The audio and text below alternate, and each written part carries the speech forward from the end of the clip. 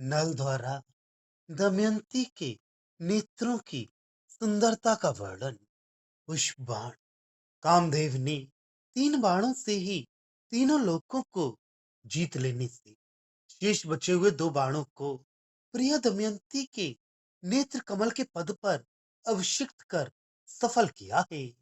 कामदेव ने 3 बाणों से तीनों लोकों पर विजय पाकर शेष 2 बाणों की व्यर्थता का निवारण करने के लिए उन्हें प्रिया के नेत्र कमल पद पर प्रतिष्ठित कर सार्थक किया और 3 बाणों से तीनों लोकों पर विजय पाने की अपेक्षा दमयंती के नेत्र बने हुए 2 बाणों से ही तीनों लोकों पर विजय पाना इनकी अधिक सफलता है।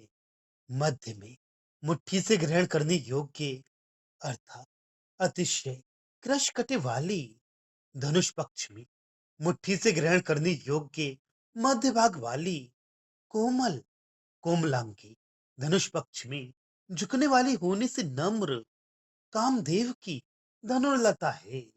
जय दमयंती धनुर्लता हम लोगों को मोहित करने के लिए शोभा संपन्न नेत्र प्रांसित दृष्टि कटाक्ष रूपी बाण समूहों की वृष्टि को विस्तृत कर रही है। जैसे कामदेव की मध्य में पतली मुट्ठी से ग्राहे नम्र धनुर्लता पुष्प बाणों की वर्षा कामियों को मोहित करने के लिए करती है, उसी प्रकार कृष कटे वाली मृदु ये दमयंती हम लोगों को मोहित करने के लिए कटाक्ष वर्षा कर रही है। श्रेष्ठ बरौनियों से युक्त किनारे की शोभा की श्वेतमा से अमृत किरण चंद्रमा को जीतने वाला और चंचल इंद्रनील मणि के समान गोल निर्मल श्याम वर्ण बड़ी पुतली वाला इस दमयंती का नेत्र कमल इस दमयंती के नेत्र कमल के समान है।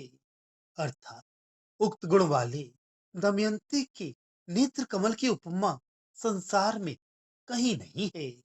मृग दमयंती की नेत्र शोभा से पराजित इस दमयंती के कर्णोत्पल कानों के भूषण कमल से भी सनात युक्त मुख को यदि पा जाए तब कृत हुई वह मृगी अपने नेत्रों कदर्थित अर्थात उपेक्षित कर देगी अथवा नेत्रों का क्या करेगी अर्थात उसका त्याग ही कर देगी।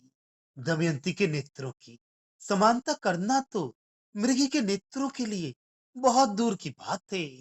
दमयंती के नेत्रों से पराजित कर्णभूषण रूप कमलों की भी समानता नहीं कर सकती है। अतः यदि उन कर्णभूषण भूत कमलों से भी उनका मुख सनात हो जाए तो वे अपने को कृत समझकर नेत्रों की उपेक्षा कर देंगी। ब्रह्मा केले के छिलके से क्रमशः 5 या 6 छिलकों और कमल पुष्पों से क्रमशः 5 या 6 पत्रों को अलग कर केले से तथा कमल समूह से लिए गए सारभूत वस्तुओं से इनके नेत्रों को रमणीय बनाने में कलाकार बन गए। ब्रह्मा ने इस दमयंती के नेत्रों के गौर वर्ण को केले के 5 6 छिलकों को अलग कर उसके अंतःसार से तथा कमल के बाहरी 5 6 पत्तों दलों को अलग कर दमयंती के नेत्रों की नीलिमा को बनाकर कुलशल का आकार हो गए। दमयंती के नेत्र कदली के गर्भ के समान गौर वर्ण तथा कमल पत्र के समान नील वर्ण ही। इस दमयंती के नेत्रों को बनाने के लिए ब्रह्मा के प्रयत्नों ने अर्थात ब्रह्मा ने प्रयत्न पूर्वक चकोर के नेत्र मृगी के नेत्र तथा कमलों के अमृत का झरना रूप सार शेष द्रव्य निश्मय रूपी यंत्र कोलू से खींचा पेल कर निकाला है क्या। चकोर का नेत्र चंद्रिका का पान करने से हरिण के चंद्रमा के अंग में निवास करने से तथा उत्पल का चंद्रवंशी होने के कारण रात्रि में चंद्रामृत संबंध होने से उसकी शेष वस्तु का आकर्षण करना उचित ही है। लोक में भी गन्ने आदि के सारभूत रस को कोलों में पेल कर यत्न पूर्वक निकालते हैं। दमयंती के नेत्र चकोर नेत्र, हिरण नेत्र तथा कमल से भी श्रेष्ठ हैं। हिरणियों ने इस दमयंती के पास से दोनों नेत्रों की कांति को ऋण लिया है क्या?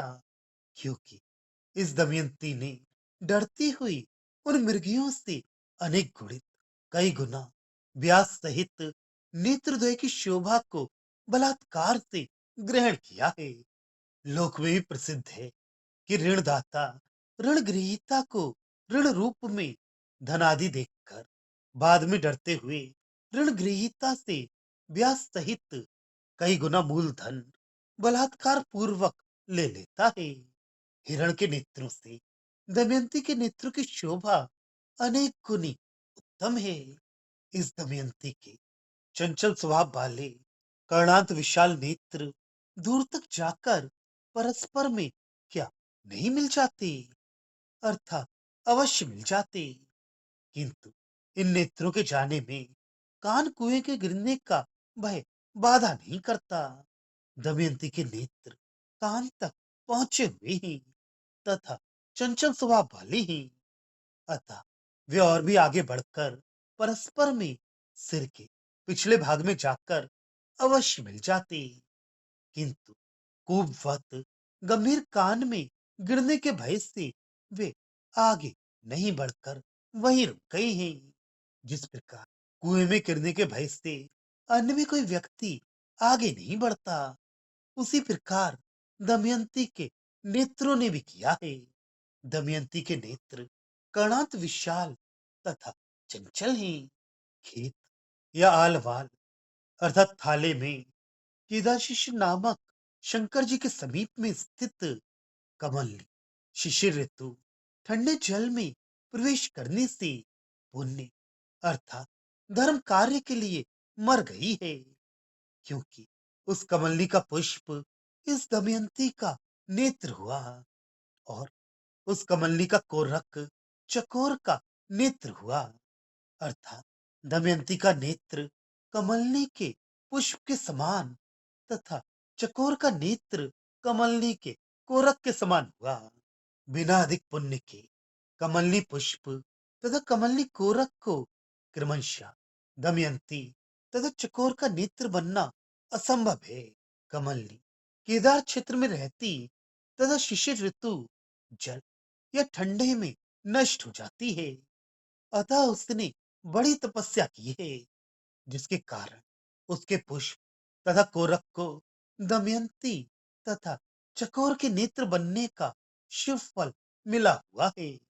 कोरक की अपेक्षा पुष्प की शोभा अधिक होती है, अतः दमयंती के नेत्र चकोर नेत्र से भी अधिक सुंदर हैं।